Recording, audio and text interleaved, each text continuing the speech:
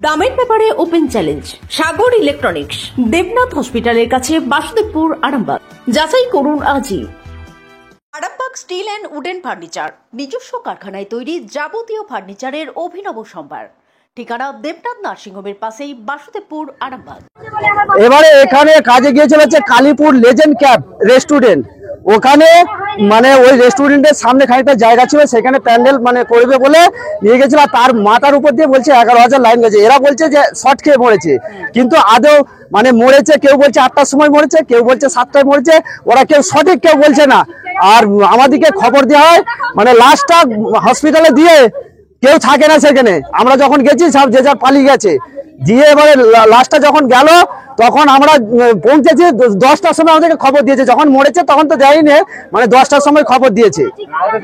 হ্যাঁ, আর লাশ কিশোরের মৃত্যুর সাথে জড়িতদের শাস্তির দাবিতে পথ অবরোধ শুরু হলো গোঘাটের ভাদুরের গোবিন্দপুর এলাকায়।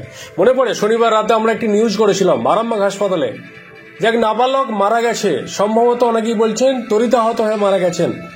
কালীপুর এলাকায়, আরামবাগের কালীপুর এলাকায় একটি ক্যাফেতে কাজে এসেছিল ওই নাবালক। ভাবুন, নাবালককে দিয়ে কাজ করানো হচ্ছিল ওই জায়গায়। ওই ক্যাফেতে কাজে এসেছিল প্যান্ডেল বাঁধার কাজে, মানে পুজোর মুখে প্যান্ডেল বাঁধার কাজে এসেছিল ওই নাবালক। সেখান থেকে তাকে আরামবাগ হাসপাতালে আনা হয়। চিকিৎসকরা মৃত বলেন, কিন্তু কেউ কোনো রকম মুখ খোলেনি। উল্টে সাংবাদিকদের দিকে তেড়ে আসে ওই ক্যাফে এলাকার কিছু মানুষজন। নিশ্চয়ই মনে আছে আপনাদের নিউজটা। আর সেই মৃত অর্পণের বডি গিয়ে পৌঁছালো আজ তার গ্রামের বাড়িতে। সাথে সাথে গ্রামবাসীরা তুমুল বিক্ষোভে ফেটে পড়লেন। রাস্তায় মৃতদেহ রেখে পুলিশের বিরুদ্ধে ক্ষোভ উগড়ে দিলেন। পাশাপাশি যারা নিয়ে গেছিল এবং যেখানে কাজ করছিল তাদের বিরুদ্ধে খুনের অভিযোগ তুলেছেন যে কি করে হতে পারে জলজ্যান্ত ছেলেটা গেল, তারপরে সে মারা গেছে খবর দেওয়া হচ্ছে আমাদের, তাও অন্য মাধ্যম দিয়ে। কেউ জানায়নি যে তাকে হাসপাতাল নিয়ে যাওয়া হচ্ছে বা কি হয়েছে, কেউ মুখ খোলেনি যে কিভাবে কি হলো। দুদিন পরে তার ডেড বডি পেল পরিবারের লোকজন। তারা ক্ষোভে ফেটে পড়ে গোঘাট থানা এলাকার এই গোবিন্দপুরে পথ অবরোধ শুরু করলেন। দেখুন বিস্তারিত।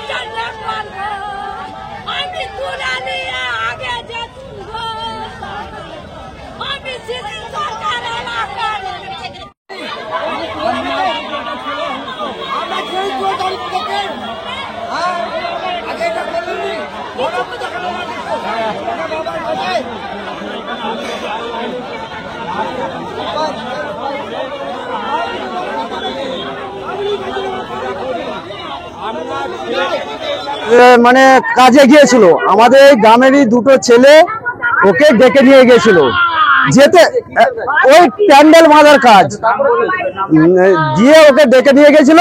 এবারে বাড়িতে ওর বাবা থাকেনি, মা যেতে মানা করেছিল। তা সত্ত্বেও এবারে ও যাবে নাও বলেছিল বারবার, ওকে তবু ডেকে নিয়ে গেছিল। এবারে এখানে কাজে গিয়েছিল হচ্ছে কালীপুর লেজেন্ড ক্যাব রেস্টুরেন্ট। ওখানে মানে ওই রেস্টুরেন্টের সামনে খানিকটা জায়গা ছিল, সেখানে প্যান্ডেল মানে করবে বলে নিয়ে গেছিল। আর তার মাথার উপর দিয়ে বলছে 11,000 লাইন গেছে। এরা বলছে যে শর্ট খেয়ে মরেছে, কিন্তু আদৌ মানে মরেছে কেউ বলছে 8টার সময় মরেছে, কেউ বলছে 7টায় মরেছে। ওরা কেউ সঠিক কেউ বলছে না। আর আমাদেরকে খবর দেওয়া হয় মানে লাশটা হসপিটালে দিয়ে কেউ থাকে না সেখানে। আমরা যখন গেছি সব যে যার পালিয়ে গেছে। দিয়ে এবারে লাশটা যখন গেল তখন আমরা পৌঁছেছি 10টার সময়, আমাদেরকে খবর দিয়েছে। যখন মরেছে তখন তো দেয়নি, মানে 10টার সময় খবর দিয়েছে। হ্যাঁ, আর লাশ হ্যাঁ আমরা চাইছি বিচার চাই। আর প্লাস হচ্ছে হ্যাঁ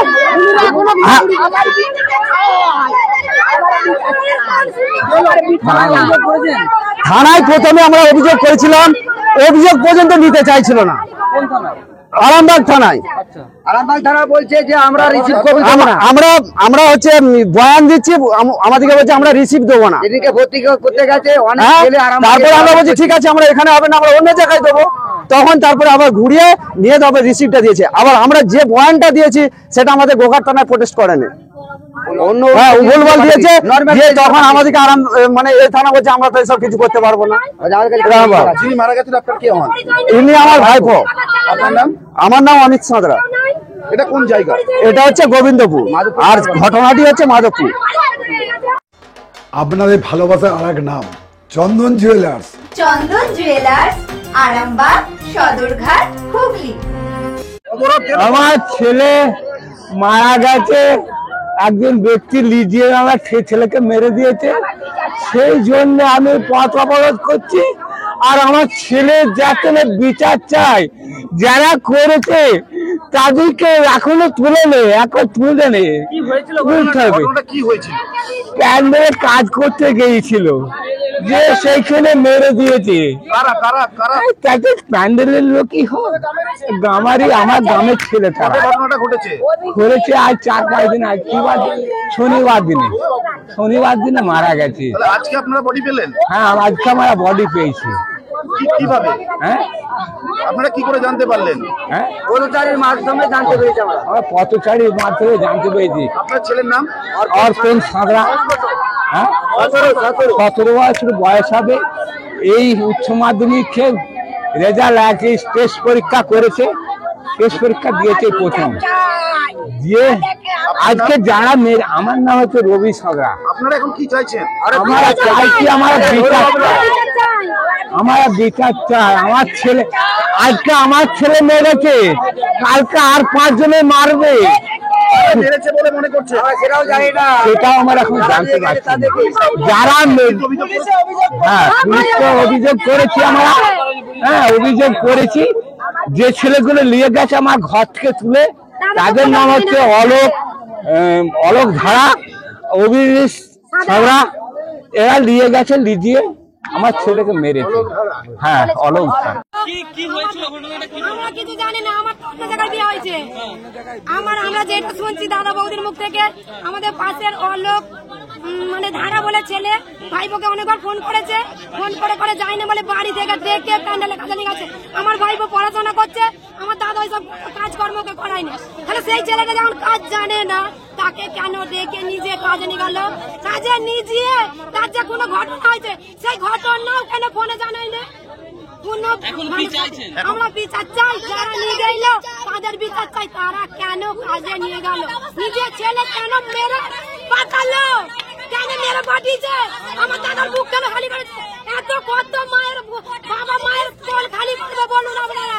কেন কাজ দেবে বলে কেন কোল খালি করবে বলুন? থানায় অভিযোগ জানিয়েছেন? সব করা হয়েছে, কোনো কিছু নাই, কোনো কিছু। যিনি মারা গেছেন আপনার কে হন? আমি পিসি, আমি ওর পিসি। আপনার নাম? আমার মেঘা মালিক আমার নাম। খুব গরিব ফ্যামিলির ছেলে, বাবা খুব গরিব ফ্যামিলির ছেলে। 18 বছর বয়স, 17 বছর বয়স। সে তাকে দুপুর বেলা ডেকে নিয়ে রাত্রেবেলা পর্যন্ত কাজ করিয়েছে, না কি করিয়েছে যায়নি, তার ডেড বডি সে মারা গেছে, সেটা পর্যন্ত আমাদের খবর দেয় না। আরামবাগ হসপিটাল থেকে আমরা মানে পথচারীর মাধ্যমে খবর পাচ্ছি যে এরকম মারা গেছে, আরামবাগ হসপিটালে পড়ে আছে। আমরা গিয়ে রাত্রে 10টা সাড়ে 10টার সময় গিয়ে দেখছি যে হসপিটালের সামনে ডেড বডিটা পড়ে আছে, কোনো এন্ট্রি পর্যন্ত হয়নি। আরামবাগ থানাকে জানিয়েছি, তারা গোঘাট থানা, আরামবাগ থানা।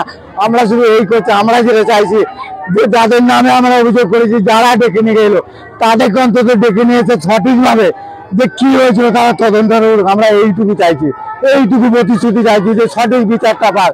আর যে ফ্যামিলিটা শেষ হয়ে গেল, আজকে একমাত্র ছেলে, সে বিক করে হলে তারা যদি খেতে দিতে পারতো, সেও চলে গেল, যাতে ফ্যামিলিটাও বাঁচতে পারে সেই ব্যবস্থাটা যাতে হয়। এই ব্যবস্থা প্রশাসন আমাদেরকে এসে দিক, আমরা আর কিছু চাই না। আমরা এক্ষুনি এখান থেকে সরে চলে যাব। আমরা বিচার পাইনি বলে এটা করতে বাধ্য হয়েছি, আমাদের আর কোনো রাস্তা থাকেনি।